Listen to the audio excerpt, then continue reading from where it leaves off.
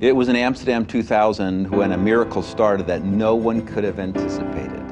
Dr. Graham asked if I would bring together 600 strategists from throughout the world to take one segment of Amsterdam 2000. And we decided during that time that we would invite people to come to a room, 600, and meet around 75 tables, and we would talk about everything that had to do with the completion of the Great Commission and the fulfillment of the Great Commission. It was the third day when we were gathered together, and Paul Eshelman stood up, who at the time was leading the Jesus Film Project, but was starting to really study people groups in a whole new way. Stood up and talked about the least reached or the unengaged people groups, at that time called untargeted people groups of the world. And there was about 230. Well, that's when Bruce Wilkinson came to the platform. He was working with Paul emceeing the whole meeting. He came up to the microphone and said, there shouldn't be any untargeted people groups in the world. Just the idea that there would be untargeted people groups means we're not doing our job. I said, we lead the vast majority of the Earth's Christian army in this room.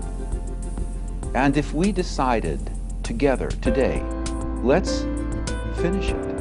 And there was a growing sense in the room that this is something that was deeply on God's heart, and that He had given the body of Christ everything that was needed to reach these people groups.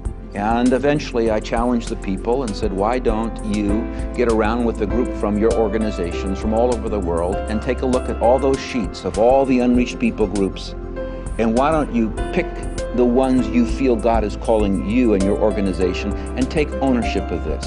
And so he said, if you'll take 1, 2, or 5, come up and shake Paul's hand and say, we're taking 2 from our organization. One person said, well, I'll take 1. Another person said, I'll take 3. And another guy said, I'll take 10. He was a layman, he didn't know what he was talking about. But to his credit, I met him out in India doing it. And I just stood back and watched God tap people's hearts here, here, here. People came up, some of them were weeping, they embraced each other, and they put their name, and you could see things were happening in the heavenlies at that moment. The blood of Christ was being applied to these groups that have yet to hear He died for them. It was this electric environment. I mean, really, it was one of the most exciting moments that we had experienced. And we got up to about 141 and nobody came. Nobody, they were all done.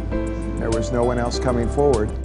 I invited the men and women to consider coming forward again and making commitments if they felt God was leading them. A few did, and then it just stopped. I mean, it completely went quiet in the room. As exciting was all the euphoria over adopting them, I mean, the opposite end was the discouragement we all felt at the quiet, because it just stopped. And I stood back from the pulpit and was praying quietly, saying to the Lord, Lord, every time I've ever watched you do something, you never did it halfway. You always completed it. Whatever you want, please complete it. And I was with Steve Douglas, who just become president of Campus Crusade for Christ. We were at the table together. He was our table moderator. And he knew I was with YWAM. And so he leans over and he goes, well, why don't our 2 organizations, YWAM and Campus, finish it? You know, take the rest of the list of the 232. And then all of a sudden, I saw a table out there, the table I was seated at, because it was the only table that had an empty chair on it. It was buzzing back and forth. And everybody else was kind of quiet, and these were key leaders in the country. I thought that's unusual for them to be talking like at this moment. My mind is spinning, I'm looking at the list on the table, because the ones that are left are the hardest of the groups. I mean, these are the groups where you could go in, but maybe you wouldn't come out. And then all of a sudden, there was consensus around this table. I was watching them, and they were nodding like this. And then somebody came up from table 71 with a note that said, table 71 takes the rest. There was shouting in heaven, literally. I can't imagine what the angels must have sounded like when finally the sons of men stepped up to the bat in such a way that Christ's agenda, what He's waiting to be completed, has finally become our most important finish line. And I'm sitting back at the table thinking, oh my gosh, what did we just do? we took responsibility for 120, 130 people groups. I think Steve was feeling some of the same. We rallied and actually started working overtime. We worked some during the breaks. We actually met past the end of the time that our group was supposed to end. Steve and I look at each other and, okay, we committed to reach these groups. What's reach? So we're trying to grapple with what are the key elements of what we call reach with these groups. And so we just named the obvious.